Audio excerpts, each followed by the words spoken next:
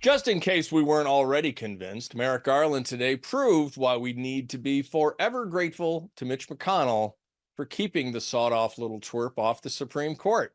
Here's just a snippet of him testifying before the United States House Judiciary Select Subcommittee on the Weaponization of the Federal Government. Let's roll that clip. Communicating with these state and local prosecutions against Trump, you can clear it all up for us right now. Will the Department of Justice provide to the committee all documents, all correspondence between the department and Alvin Bragg's office and Fani Willis' office and Letitia James's office? The offices you're referring to are independent offices of state. I get that. The question is whether or not you will provide all of your documents and correspondence. That's the question. I don't need a history lesson. Well, I'm going to say again, we do not control those offices. They make their own decisions. The question is whether you communicate with them, not whether you control them. Do you communicate with them, and will you provide those communications? If you make a request, we'll refer it to our Office of Legislative Affairs. But see, here's the thing. You come in here and you lodge this attack that it's a conspiracy theory, that there is coordinated lawfare against Trump. And then when we say, fine, just give us the documents, give us the correspondence, and then if it's... And there you have it. It went on and on and on with Garland being unbelievably arrogant, as he always is, and stonewalling and trying to run out Matt Gaetz's time. But Matt was entirely correct on this. If it's all a conspiracy theory, Merrick, show us the correspondence. Show us that you weren't coordinating. And one of the parts that the testimony didn't, or the clip didn't catch, Matt asked him about Mathew Colangelo's career trajectory from Assistant Attorney General at the Department of Justice in Washington, D.C., and then miraculously, he shows up as a prosecutor in the Manhattan District Attorney Office of Alvin Bragg. Anybody that knows the first thing about law knows that that is not an upward career progression. And here with his reaction is the host of the Grassroots Truthcast, Gene Valentino. Gene, welcome back to State of the Nation. Boy, you guys bring me in on the craziest topics. I'm the store manager. Hello, shoppers. We got a dumpster fire at aisle 7. We got Joe Biden's ice cream all over the floor in aisle 4. Which one are we going to work on first? Well, bravo to Matt Gaetz, gentlemen. Matt Gaetz happens to be our United States Congressman where I sit here in Pensacola, Florida. One may argue he gets a little boisterous at times, but no one can take away the credit he deserves for the assault he gave on someone who almost became a Supreme Court justice. Thank God he never was qualified or went through with it at the end of the day. This Merrick Garland is a liar, gentlemen. Are you telling me the CEO of a company doesn't know the status of his CFO? So here's this Colangelo, 1 or 2 layers down under him, and he didn't know a thing about going to help District Attorney Alvin Bragg up in New York. He didn't know a thing about that revolving door we talked about the last time at the White House, where people were filing in and out to get the marching orders on how to deal with Donald Trump in New York City. It's a calamity of calamities. You got Garland saying, I am justice, don't question me. And in aisle 6, you've got Fauci saying, I am science, don't question me, I am science. If they're all so smart, how come we're not better off? Great question, Gene. And I'll follow it up. If they're doing earnest work, right? And that could apply to Fauci, NIH, CDC, et cetera, that whole complex. That could apply to the DOJ. If they're doing earnest work and telling us the truth and bringing justice and health, don't you think there's no problem in being transparent about it? Why are we just constantly told, trust me, I am justice. Trust me, I am science. Transparency.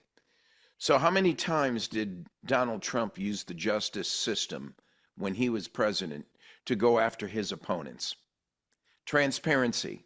How many times has Biden used the justice system to go after his opponents? My words. We have some people who have been in jail, some Peter Navarro and Mike Flynn and others who were called in to serve time. What's going on here? And then we have to exacerbate the issue of justice in Wilmington, Delaware, with little Hunter baby in the courtroom, with his mommy having to come in to support him in the first row to make sure that the jury sees the weight and force of the authorities behind her son's potential convictions.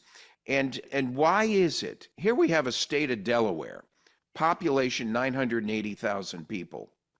My words, it's the average congressional district throughout the United States has about 750,000 to 850,000 people. Of course, who knows what the hell it is now with all these migrants coming in, illegal migrants coming in. But it doesn't matter. They shouldn't be voting anyway, right? But the state of Delaware, which the Biden family is ensconced in and has quite a bit of notoriety in that little circle of groupies that they have up there. If it isn't the judge, it might be the jury. It's certainly the surroundings that have this thing preset. Who knows where the jury's going to end up? But the prosecution was very clear today. They have clear and convincing evidence against Hunter. They did not have clear and convincing evidence against Donald Trump. Do you think that the same arms of justice will extend to Hunter the way they illegally did against Donald Trump? Well, I think we all know the answer, at least what we expect. Hesh and I talked about that in the intro. We're expecting Hunter to somehow skate, even though it looks like they've got him 8 ways from Sunday, as Chucky Schumer put it. There was some good news out of FBI. They were forced to cave after being attacked by some agencies or some independent organizations that protect whistleblowers. Whistleblower, former FBI agent Marcus Allen had his top secret security clearance reinstated and received 2 years back pay from the top to bottom corrupt FBI, which had put him on administrative leave after he testified that Christopher Wray lied before the January 6th committee. Yeah, it's really quite interesting that we've got a busy day up in Washington today, because across the hall you have the House of Representatives just passed the Secure the Border Act, H.R. 2, which has to do with Homeland Security having the authority necessary to clean up this mess that Biden has caused since he's been in office. Speaking of Chucky Schumer, I suspect he's going to make it dead on arrival in the Senate, and that's another regret. We talked about the cabal. Mr. Chuck Schumer, he's at the top of the list. He needs to go. He needs to be replaced. He and Nancy Pelosi, and I could name another 30, have conspired with the cooperation of I'm not talking Biden. This goes back prior to Biden. I'm talking Hillary Clinton, Bill Clinton, and Barack Obama. They have been orchestrating. Yeah, this is much bigger than Joe Biden. And Gene, we're going to have to leave it there, but I can assure you both that I, in person, have told Chuck Schumer exactly where he can go. Gene, remind people where they can find you besides GeneValentino.com. GeneValentino.com is the website, folks. Come and sign up there. And when you get there, click on the Grassroots Truthcast panel, Grassroots Truthcast panel, or go directly to grassrootstruthcast.com and subscribe, please. That's where you'll find all these great TNT episodes where we have our 8 to 12 minutes of commentary once a week at least, and we get a chance to opine on the issues of the day. One thing we like about this format is we get a chance to hear from you and get your comments and concerns. So stay with us on TNT. Gene, you're like an amuse-bouche of State of the Nation. Just a little taste, and it's never quite enough. We need to get you back for a full entree some night. God bless Always you, love sir. it, guys. Always love it. Thank you, gentlemen. I'm excited to announce we're having a huge MyPillow spring sale, and here's a few examples. Buy one of our MyPillow 2.0s, you get another MyPillow 2.0 absolutely free. Made with cooling technology, the best pillow ever just got even better.